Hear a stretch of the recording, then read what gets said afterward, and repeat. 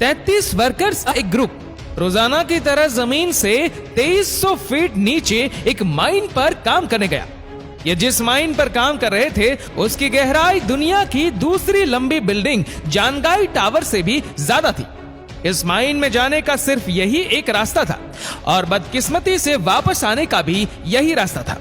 Mine के bottom पर जहां वर्कर काम कर रहे थे वहां का टेम्परेचर काफी ज्यादा था और ऑक्सीजन बहुत ही कम। इस दिन माइन के अंदर सारे ऑपरेशंस रोजाना की तरह ही चल रहे थे, लेकिन फिर कुछ ऐसा हुआ जिसने इन वर्कर की जिंदगी पूरी तरह से बदल दी। दोस्तों, ये दिन था 5 अगस्त 2010 का, जब चिल्ली के अटाकामा डेजर्ट के बीचों बीच एक माइन पर कॉपर और गोल्ड की माइनिंग का काम चल रहा था। यह माइन सैन जोश के नाम से जानी जाती थी, जिसको एक प्राइवेट कंपनी ऑपरेट कर रही थी। माइन का बॉटम जमीन से 2300 फीट नीचे था। जहां तक जाने का रास्ता एक स्पाइरल ट्रैक था, जिसमें जिप्स की मदद से वर्कर्स और माइनर्स को रोजाना इसमें बॉटम तक पहुंचाया जाता था। 120 साल पुरानी इस माइन में हर साल 30 से 40 वर्कर अपनी कीमती जानें खो बैठते थे और 5 अगस्त 2010 वाले दिन भी इसमें 33 लोग मौजूद थे। जमीन के अंदर जिस जगह पर ये माइनर्स काम कर रहे थे वहां माइन में क्रैक्स पड़ने की वजह से एक हादसा हुआ और एक बहुत बड़ा पत्थर माइन पर आ गया। इस पत्थर ने माइन पर आने वाले रास्ते को पूरी तरह से ब्लॉक कर दिया था, जिसको हटाना किसी भी सूरत में मुमकिन नहीं था। इस हादसे की वजह से वर्कर्स को तो नुकसान नहीं हुआ, लेकिन अब वह लोग एक ऐसी पोजीशन में खड़े थे कि जमीन से 2300 फीट नीचे ना ही वह वापस जा सकते थे, ना ही उनके पास इतना खाने का सामान था, ना ही उनका जमीन से कांटेक्ट बाकी बचा था और चारों तरफ से फंस जाने की वजह से ना ही वहां इतना ऑक्सीजन मौजूद था। उनके लिए ये ऐसा ही था जैसे वो 23 वर्कर कब्र में दफन किए गए हो और वो भी जिंदा।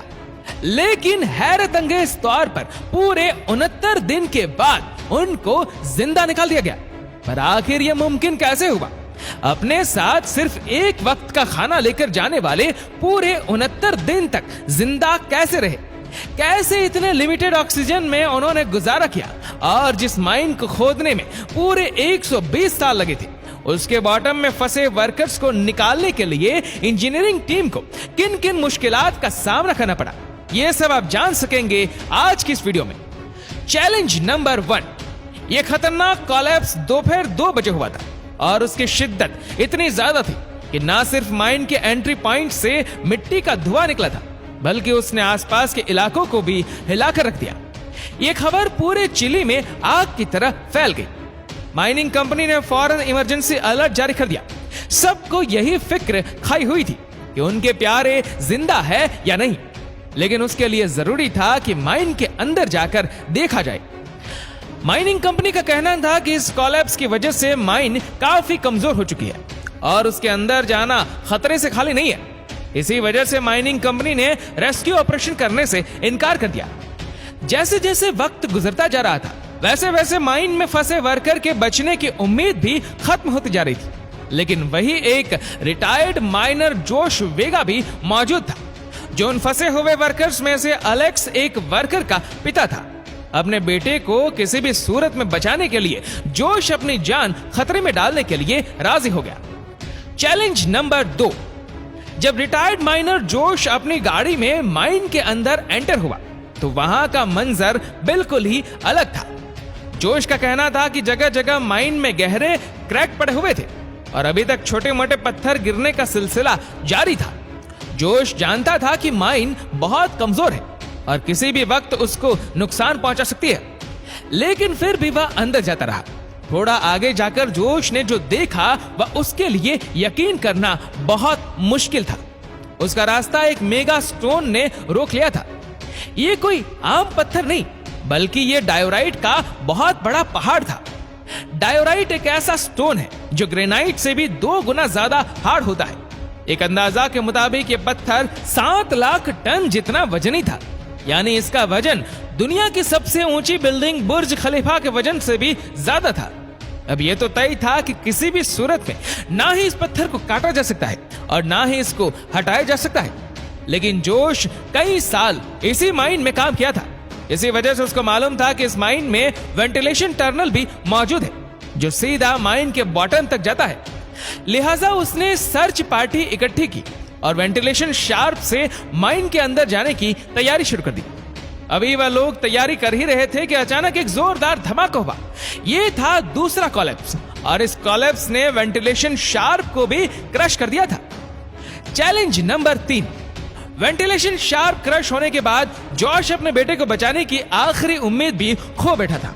इंसानों की टीम द्वारा माइन के अंदर जाने का अब कोई ऑप्शन नहीं बचा था। पूरे 24 घंटे गुजर चुके थे और अब यह मामला इतना वायरल हो चुका था कि चिली गवर्नमेंट को मैदान में उतारना पड़ा, जिसके लिए चिली के माइनिंग मिनिस्टर लॉरेंस गॉल्बन ने माइन का विजिट करने के लिए हाई स्पीड ड्रिलिंग रिग्स मंगवाई। यह मशीन वर्कर्स को बचाने की आखिरी उम्मीद थी, लेकिन इनके जरिए नीचे फंसे वर्कर्स को कैसे ट्रेस किया जाएगा, यह सवाल अभी भी सबको तंग कर रहा था। ऑपरेशन हेड राहुल डगनिनो ने फैसला किया कि माइन के 3 हिस्सों में 6 इंच वाइड हॉल ड्रिल किया जाएंगे और कैमरे के जरिए यहां फंसे वर्कर का सुराग लगाया जाएगा। लेकिन एक मसला और भी था। ऑपरेशन हेड ने बताया कि जमीन में मौजूद ठोस पत्थर रेलिंग पाइप को अपनी लोकेशन से हटा देते हैं, जिसकी वजह हम अपना टारगेट मिस कर सकते हैं। ये ऐसा ही था जैसे बास्केटबॉल गोल से 2000 फुट दूर खड़े होकर गोल का निशाना लगाना, यानी 100 बातों की एक बात। इस ड्रिलिंग से वर्कर्स को ढूंढने का चांस सिर्फ और सिर्फ 1% था, लेकिन इसके अलावा और कोई ऑप्शन नहीं था। और जितना टाइम गुजरता जाएगा वर्कर्स के बचने का चांस मजीद कम होता जाएगा। इसी वजह से ड्रिलिंग का काम स्टार्ट कर दिया गया। Challenge number 4। अब टोटल 7 दिन गुजर चुके थे और ड्रिलिंग का काम अभी तक चल रहा था। एक्सपर्ट्स को माइन के अंदर 3 जगह पर वर्कर्स के फंसे रहने का शक था। पहली जगह 1000 फीट नीचे थी, जहां पर किसी किस्म की कोई भी मूवमेंट नहीं दिखाई दी। दूसरी जगह 1660 फीट नीचे थी, लेकिन वहां पर भी सिर्फ अंधेरे के अलावा कुछ नहीं था। माइनिंग लोकेशन पर मौजूद लोगों की बेकरारी बढ़ती चली जा रही थी और आहिस्ता आहिस्ता वर्कर्स के बचने का चांस भी कम होता जा रहा था। ड्रिलिंग का काम दिन रात बगैर किसी ब्रेक से चल रहा था और अब बारी थी तीसरी और लास्ट लोकेशन पर ड्रिल करने की। ये जगह जमीन से 2300 फीट नीचे थी, जहां पर एक छोटा रूम मौजूद था जिसको रेफ्यूज भी कहा जाता था। किसी भी हंगामी हालात में वर्कर रेफ्यूज में इकट्ठे हो जाते थे। यहाँ पर 3 दिन का खाना मौजूद होता है, लेकिन यहाँ एक और मसले ने जन्म लिया और वह मसला ये था कि रेफ्यूज तक ड्रिलिंग पाइप को लेकर जाने में 1 हफ्ते का वक्त लग सकता था। यानी पहले ही 1 हफ्ता गुजर चुका था और अब 1 हफ्ता लगने जा रहा था। अगर वर्कर्स रेफ्यूज तक पहुंच भी गए होंगे तब भी उनके पास सिर्फ 3 दिन का खाना मौजूद होगा, लेकिन अब और कोई चारा नहीं था। इसी वजह से ड्रिलिंग का काम एक बार फिर से शुरू हो गया। Challenge number 5। अब एक्सपर्ट को रिफ्यूज तक ड्रिलिंग पाइप पहुंचाने के लिए एक खास एंगल पर रेलिंग पाइप को अंदर भेजना था, ताकि वह 2300 फीट के बाद सीधा रिफ्यूज को हिट करे। लिहाजा एक खास एंगल निकाला गया और ड्रिलिंग का काम स्टार्ट हो गया। मुसलसल 7 दिन की ड्रिलिंग के बाद पाइप 2300 फीट नीचे तो पहुंच गया, लेकिन वहां पर भी सिर्फ अंधेरा ही अंधेरा था।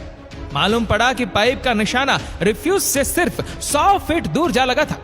अब 14 दिन गुजर चुके थे और वर्कर्स के जिंदा रहने का चांस ना होने के बराबर ही बचा था। ना उम्मीदी बुरी तरफ फैल चुकी थी और ऑपरेशन हेड ने रेस्क्यू मिशन खत्म करने का ऐलान भी कर दिया था। लेकिन फिर चिली के माइनिंग मिनिस्टर लॉरेंस गॉल्बन ने अपनी जाती कैलकुलेशन से एक आखिरी बार ड्रिल करने की रिक्वेस्ट की। लिहाजा अब आखिरी बार ड्रिलिंग का काम स्टार्ट हो गया। 3 दिन के बाद रेलिंग पाइप एक बार फिर से 2300 फीट नीचे पहुंच गया। अभी पाइप को निकाल कर कैमरा भेजना था, लेकिन अचानक माइनिंग मिनिस्टर को पाइप में से एक अजीब सी आवाज सुनाई दी। पहले तो लगा कि शायद ये पाइप पर पत्थरों के गिरने की आवाज है, लेकिन फिर स्टेथोस्कोप लगाकर चेक किया तो ये ऐसी आवाज थी जैसे कोई इंसान पाइप पर हथौड़े मार रहा हो। उसके बाद फौरन पाइप को बाहर निकालने का प्रोसेस शुरू हो गया। 6 घंटे के बाद जब पाइप वापस आया तो उस पर एक ऐसी चीज लगी थी जिसको देखकर यकीन करना मुमकिन नहीं था। जी हां, पाइप पर रेड कलर का पेंट हुआ था और उस पर एक कागज का टुकड़ा चिपका हुआ था, जिस पर लिखा हुआ था कि हम रिफ्यूज में फंसे हुए हैं और हम सारे वर्कर अभी तक जिंदा है। ये जानने के बाद वहां मौजूद लोग खुशी से रो पड़े। लेकिन जब 6 इंच के हॉल से कैमरा अंदर भेजा गया तो उसमें क्या मंजर देखा गया। सिर्फ 3 दिनों के खाने के साथ ये लोग 17 दिनों तक कैसे जिंदा रहे। मजीद 52 दिन तक इनको कैसे जिंदा रखा गया और 6 इंच के सुराग से इनको रेस्क्यू करना मुमकिन नहीं था। तो आखिर इनको पूरे 69 दिनों के बाद कैसे बाहर निकाला गया, ये सब आप जान सकेंगे वीडियो के पार्ट नंबर 2 में। फिलहाल इस वीडियो को लेकर आपकी क्या राय है नीचे कमेंट करके जरूर बताएगा। और अगर आपको वीडियो अच्छा लगा हो तो इस वीडियो को लाइक करेगा, शेयर करेगा ज्यादा से ज्यादा लोगों तक। और ऐसी ही और भी रोचक जानकारियों के लिए सब्सक्राइब करें हमारे यूट्यूब चैनल को और फेसबुक पर फॉलो करें हमारे पेज को। धन्यवाद।